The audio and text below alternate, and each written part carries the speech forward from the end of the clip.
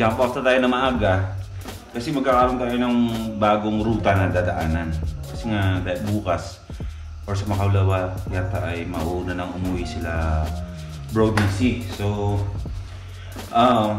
pupunta tayo ng Bukidnon. I mean, pupunta naman talaga tayo pero ngayon ay mag-iiba kami ng daan papunta dun sa lugar ng kaibigan ni Ken na parang ganito rin, overlooking na may parang infinity pool. And then, imbis na 3 hours yung babayahin namin, magiging 5 para pabalik ng Davao is makadaan tayo ng Bukidnon para ma-experience din nila MotoGP, nila DC ang Bukidnon ba. Masabi lang ba natin na narating nila kasi mas mauna silang umuwi kaysa sa amin. Ako, si Chris at si Ken ay tuloy-tuloy ang biyahe namin after nito magkakasama kami. So yung 3 hours namin magiging 5 oras para lang madaanan namin yung Bukidnon. So magiging road trip to para sa atin mga first timers, no? As early as 9 AM, dapat 10 or 11 pa yung jump off namin. Alis na tayo ngayon ng alas 9 para road trip. Mababang oras na rin sa biyahe para hindi tayo napamadali. Okay?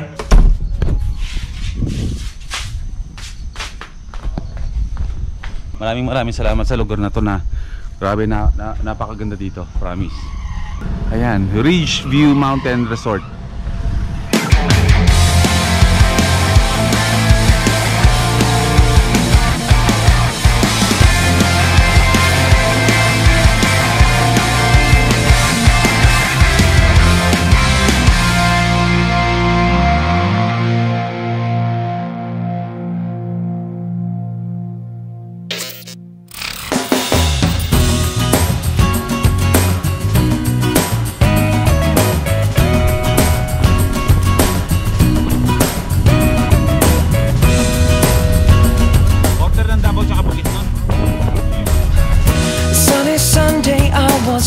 On my own, these streets, they're still reminding me of you. There's a girl, I recognize her curly hair, but not the guy that she's walking next to. And suddenly I start to see that you and me are done. How do I know my time is up? He's taking over. Why do I feel this much right now? Cause he's taking over. That's never bothered me this much, but he's taking over. I guess that I need you by my side. I wish I told you when I still had the chance, but I was too young to feel what's in the air. Oh yeah. Now sunny Sunday turned to Monday when I saw his arms around your waist and eyes overall. Babay na. And suddenly I start to see that you and me are gone. How do I know my time is out when he's taking over? Why do I feel this much right now? Cause he's taking over. Love's never bothered me this much. I need you by my side. Display lang to. Okay. Kain ko sana eh. Tatamputin ko na sana eh. Welcome to Pet Ferry dito sa Valencia, Bukidnon. Pero pass through lang tayo dito. Magla-lunch lang tayo. Darating ba bro si Azores? Takas na siya. Patawa siya. So at least makikita natin yung kaibigan natin na talagang years na supporter natin, na solid talagang supporter yun ni Biawin Kan tsaka ni Boy P. See you bro. Thank you. At mukhang trip niya bro yung lunch natin. Sagot niya. Nakapunta na ako ng Valencia, Bukidnon. Pangalawang beses na ako ngayon. Sa mga hindi pa nakakalam, 2 years ago, nagkaroon kami ng collaboration with Becoming Filipino. Yun ang una natin gagawin. Nandito tayo sa Mindanao. Subukan natin yung tiwala natin ibigay. Iwan natin yung mga gamit. Just be normal, you know, like always. I mean, don't like leave your wallet on your bike and walk to the Bukid, right? Pero I bring my wallet and my cell phone. Yeah, it's like you can just chill, man. There's nobody's people. Most people here are good people. There's those few people who are bad. But, you know, relax down. chill. Chill. Philippines. Philippines. At dito kami nagstay sa mismong proper ng Valencia. Dito kami nag-hotel. Somewhere dyan sa highway na yan, ay dyan kami nag-hotel. And then, dumiretso kami nag-ikot-ikot dito sa bukid. What does halal mean? What? Halal. It's a Muslim food. What? So it's food that's been prepared a special way so Muslims can eat it. Like the meat has been killed a specific way, so it's halal. Halal. So halal means it's Muslim friendly. So nakakatawa lang no na after 2 years hindi man tayo nakamotor na pumunta dito. Nabalikan natin yung lugar kasi napaka-special sa akin ng lugar na to, especially Bukidnon. Marami kami checkpoints na nadaanan, maluwag na. Kumbaga nakakalusot na tayo ng dire-diretso, wala nang para-parang nangyayari. So yan. Yay! Azores TV! Sa wakas bro! Siya yung sinasabi ko sa inyo. Grabe bro! Pasensya ka na bro nung time na dapat magbubukid doon kami tapos hindi kami makapasok dahil may higpit pa daw dito. Naiyak siya eh. Ha?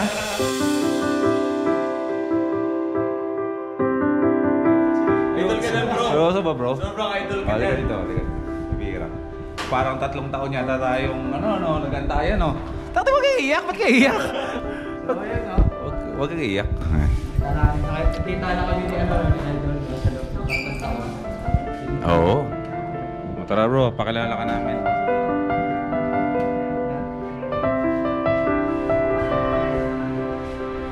Oh, ito bro si MotoGP. Umiiyak eh. Ha? Umiiyak. sa tuwa. Talaga ba? Nagpunta ka dito bro? Hindi si Mona lang kayo doon.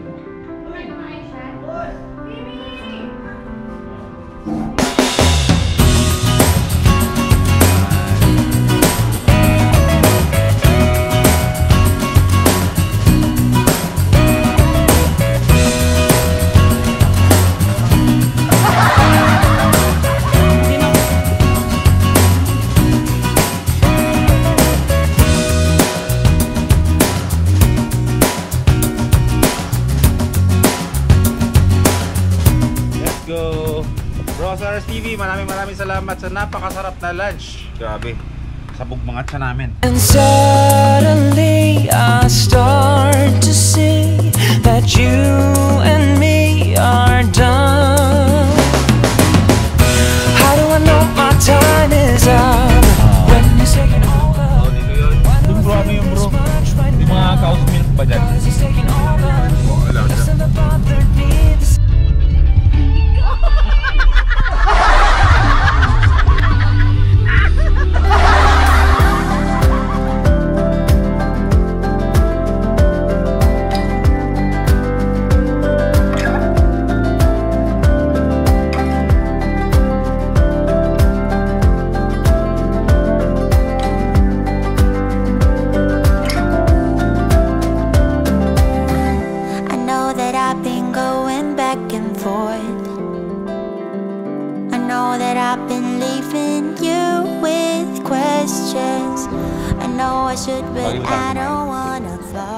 Doon. Ako si Sir Rani Constantino. Randy, May-ari ng Constantino's Farm. Do you want rabbit? I want rabbit. Do you want chicken? Worth 3,000 per ano? Sisiw? Sisiw? Bro, my name is Rani Constantino. Ganda. Parang bagay ito sa'yo, mahal no? Bagay parang inete Mamaya kabayuin mo nga ako. Talaga kakabayuin kita mamaya. Ayan, yan yung mga bilhin natin. Uwi natin ng Bulacan. Mahal durian. Yan ha. Ano to, ate? Okay, pagkatapos ng mga 30 minutes namin na pamimili ng mga pasalubong namin dito sa The Overview Park ng Bukidnon, ay patungo naman tayo ngayon sa bilihan ng Sikwate. Kung saan ang Sikwate dito ay isa sa mga dinadayo ng mga riders dito sa Davao City. Bumabiyahe sila ng maagang-maaga para maabutan ng mainit na tsokolate. Mainit na tsokolate na pinapartneran ng Suman. Nagkataon lang talaga na nagsikwate kami at umulan. Napapanahon ba?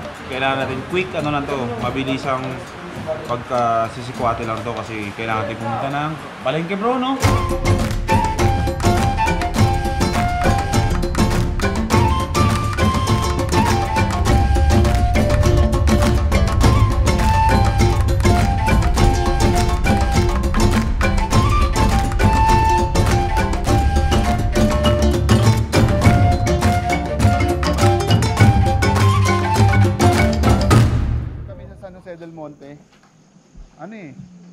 malayo katulad ng pinuntahan natin sa Talaingod.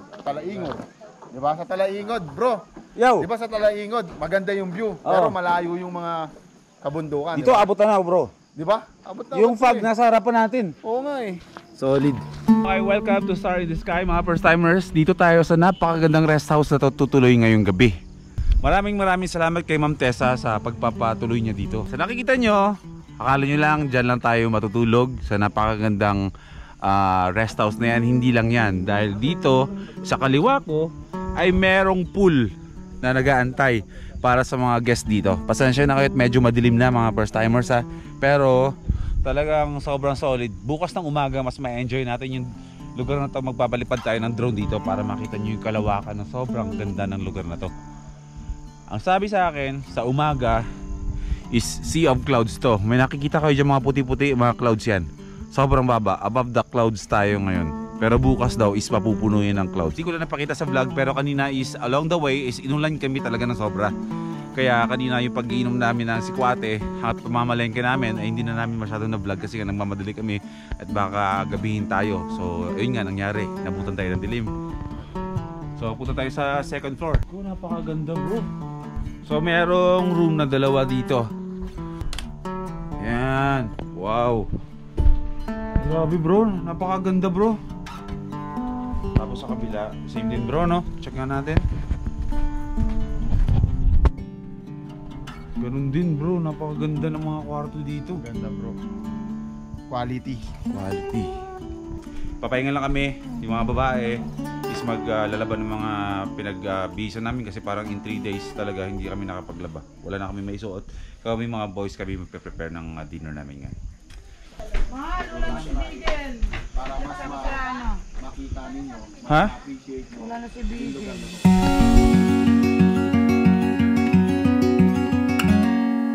Days without water along the sun-soaked road.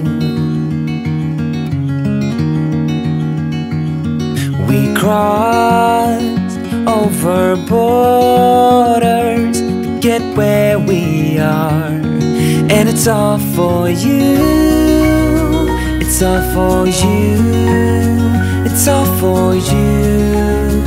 It's all for you. I did it all for you. It's all for you. It's all for you. It's all for you. Nights without sleeping 'cause you fear the night,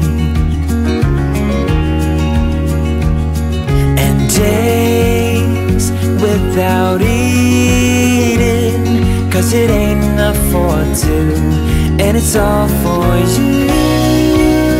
It's all for you. It's all for you. It's all for you. I did it all for you. It's all for you. It's all for you. It's all for you.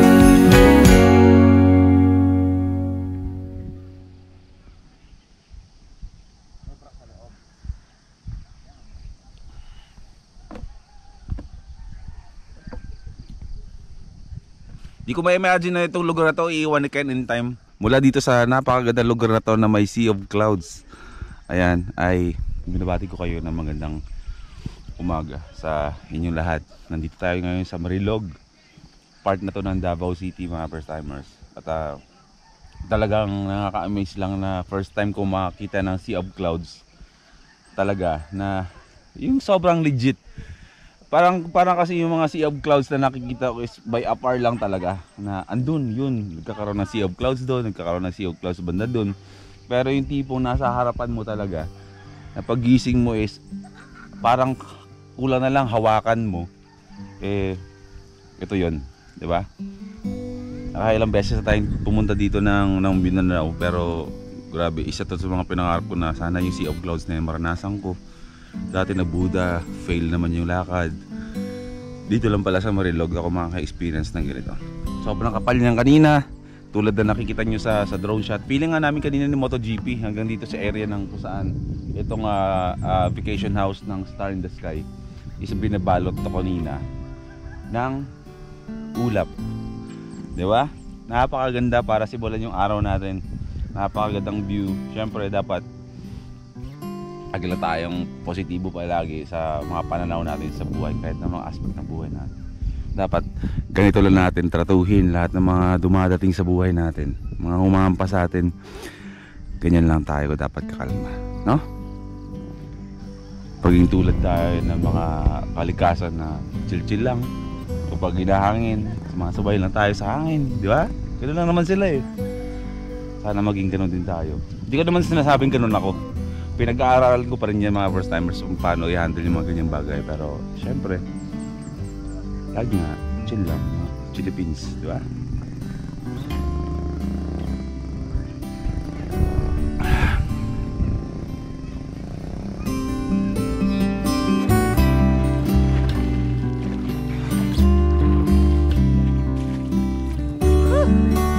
Sakto lang. Kaya. Ito ang magiging huling destination natin dito sa Mindanao, kasama sila MotoGP at ang kanyang wife, tsaka si DC Monorack, si Jones at ang kanyang kapatid at ang kanyang asawa. Ang matitira dito sa Mindanao is kaming tatlo, ako, si Prisha at si Biyahe, no? So dito ko natatapusin yung episode natin na to dito sa Marilog, dito sa Star in the Sky. Pwede nyo puntahan to ha, hindi lang to exclusive para sa kaibigan na may-ari. Kahit sino pwedeng pumunta dito. Kailangan nyo lang magpabook sa page ng Star in the Sky sa Facebook.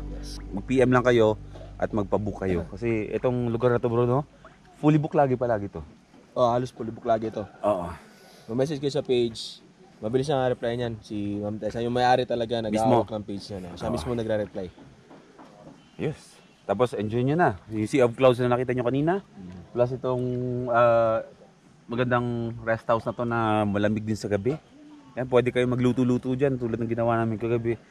Kanya-kanyang luto. Yeah? Lugi! Butas GoPro namin! And it's all for you. It's all for you. It's all for you.